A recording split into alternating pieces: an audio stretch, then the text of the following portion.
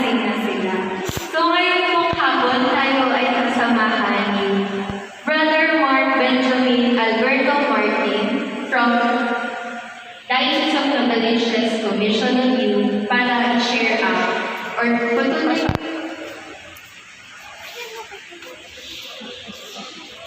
Commission on Worship of Diocese of Novaliches para tulungan tayong pagnilayan ng Advent season.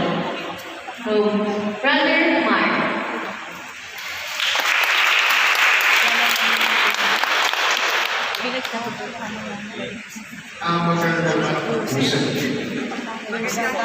Magandang hapon po, brother. Okay po. Pagkanda po na naka-color po naman tayo.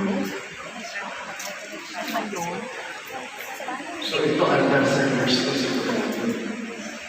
Mga bagay po na naka-color rosas, ano po tayo? As associates. Kayo po, sa Legion of Mary. Kayo LPG.